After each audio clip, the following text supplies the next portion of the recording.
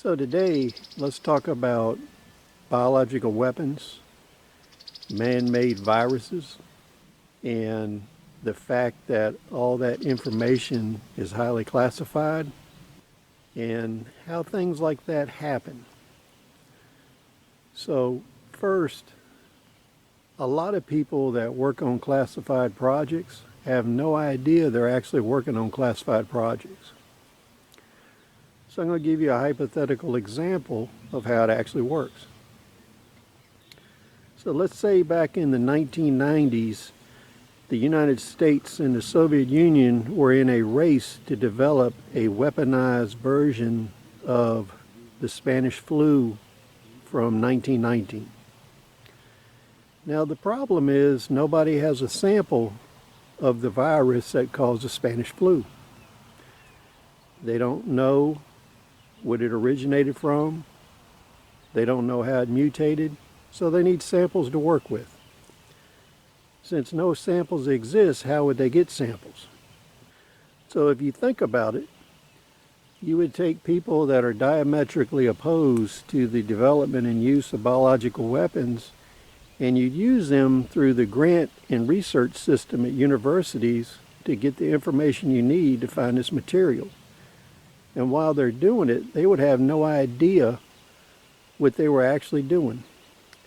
And at the end of it, you would reward them with a master's or PhD degree in some liberal area of study, and they would have no idea they participated in the construction of a biological weapon. So what you would do is you could go into the history department, the anthropology department, and as a scientist, you would know that if you wanted to collect DNA and viruses from something that happened 100 years ago, what you would do is go to areas where you have permafrost.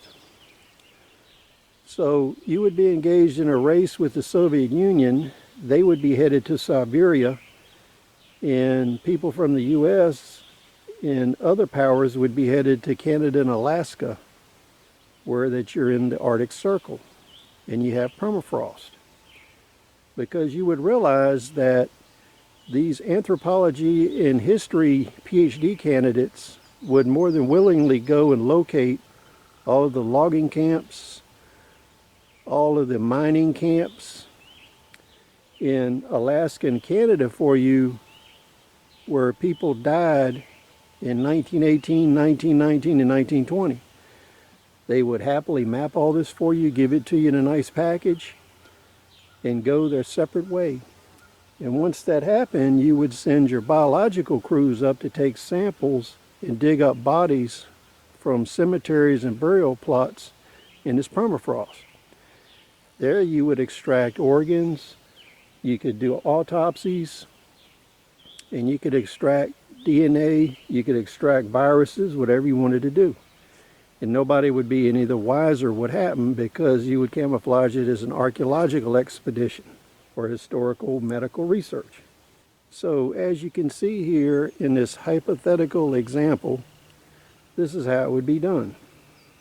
So when you look at COVID-19, whether it's a persistent biological weapon, a man-made experimental medical research virus, or it was an accidental creation in a laboratory, you could see how this would happen in the actual documentation you would never have access to.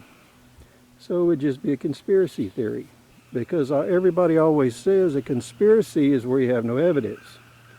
But on the other hand, classified operations, you will never see the evidence. So think about it. Share your thoughts, opinions. Please rate, subscribe. We'll see you on the next video.